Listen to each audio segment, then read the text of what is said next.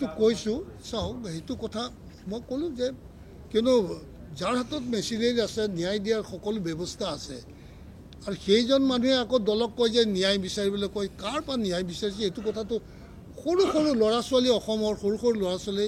ইমান বাকপটুতা আছে মই ভবা নাছিলোঁ ইমান জ্ঞানী তেওঁলোক ইমান যুক্তিসম্পন্ন ব্যক্তিত্ব আছে তেওঁলোকৰ মই এইটো ভবা নাছিলোঁ যে তেওঁলোকে ইমান সুন্দৰকৈ কৈছে যে তুমি কাৰ পৰা ন্যায় বিচাৰিছা ন্যায়টো দিয়া মানুহজন তুমিয়ে মালিকজন তোমাৰ তাতে আছে আজি পুলিচে আসল ট্ৰুথটো উলিয়াব পাৰে পুলিচক মুক্ত হস্তে যদি দিলাহেঁতেন যে তোমালোকে ইম্পাৰ্চিয়েলি ইনভেষ্টিগেশ্যন কৰি পেলাই উলিয়াই আনা খুব অতি সহজে ওলাই আহে বহুত দীঘলীয়া প্ৰচেছ নালাগে আৰু সত্যটো তেওঁ গম পাইছে তেওঁ যিহেতুকে সত্যটো গম পাই তেওঁতো ৰাজহুৱাভাৱে ডিক্লেয়াৰ কৰিছে তেওঁ হত্যা কৰিছে এইটোতো তেওঁ মুখ্যমন্ত্ৰী এজনে কৈছে যিহেতু এনেইতো কোৱা নাই তেওঁ নিশ্চয় তাৰ সত্যতাটোৰ আহৰণ কৰি পেলাইহে এইটো কথা কৈছে তো সেইটো যিহেতু তেওঁ জানে কোনে হত্যা কৰিছে কেনেকৈ হত্যা কৰিছে গতিকে সেইখিনি পুলিচৰ দ্বাৰা মানে তেওঁলোকৰ বক্তব্য ৰেকৰ্ড কৰাই তেওঁলোকক চাৰ্জশ্বিট দাখিল কৰি তেওঁলোকে পানিছমেণ্ট পোৱাৰ ব্যৱস্থা কৰিব লাগে কিন্তু সেইটো আকৌ তেওঁ বেবেৰ বাং ইফালে গৈছে সিফালে গৈছে ইটো আজি ৰাতিপুৱা এটা কৈছে আবেলি এটা কৈছে কোনো মাই বাপ নাই তেওঁৰ কোন দিশত অসমবাসীক লৈ যাব খুজিছে সেইটো আৰু চাওক তেওঁ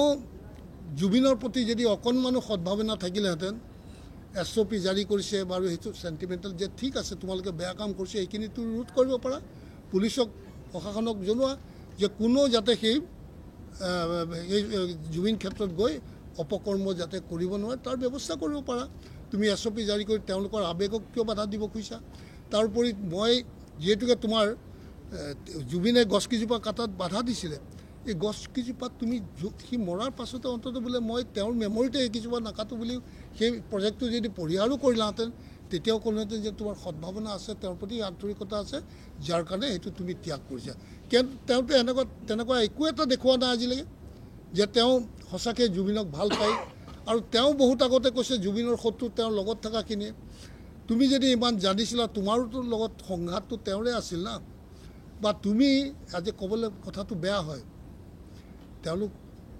যিমানখিনি তাত আছিলে আৰু জুবিনো এজন এনেকুৱা উচ্চ বৰ্ণৰ ল'ৰা আৰু যিজন ল'ৰা আজি তেওঁ নিজৰ যিটো পৰম্পৰাগত লগুণো ছিঙিলে বা ধৰ্ম নামানো বুলিও কৈছে কিন্তু তেওঁৰ ওপৰত প্ৰকৃতিৰ এই বৰদান আছে প্ৰকৃতিক তেওঁ মানে আৰু কিন্তু আচৰিত কথা তেওঁৰ লগত যিমান অন্য মানুহ আছিল অন্য সমাজৰ মানুহ আছিল অন্য কমিটি আছিল তেওঁলোকৰ হাতত কিন্তু তেওঁ বিপদত নপৰিলে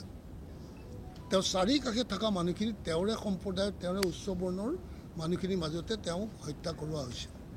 এইটোতো এটা বৰ দুখ লগা কথা আৰু এইটোও ঠিক যে আজিলৈকে উচ্চ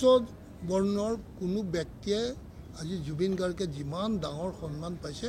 কোনেও পোৱা নাই সেইটো তেওঁৰ মহানতাৰ কাৰণে পাইছে আৰু এইটো মানে ইয়াক কোনো চেলেঞ্জ কৰিব নোৱাৰে মই ভাবোঁ এইটো আৰু ৰেকৰ্ড যে কোনোবাই ভাঙিব পাৰিব আজিও মানুহখিনি একে আন্তৰিকতা আছে আৰু তেওঁৰ সেই আন্তৰিকতাটো ভাঙিবলৈ বহুত চেষ্টা কৰিছে কিন্তু নোৱাৰিব মই যিটো দেখিছোঁ মানুহৰ গভীৰ কোণত জুবিন বহি গৈছে তাৰ ন্যায় লাগিবই লাগিব যিকোনো খবৰৰ বাবে যোগাযোগ কৰক 7099017330 লগতে 7099017110 নম্বৰত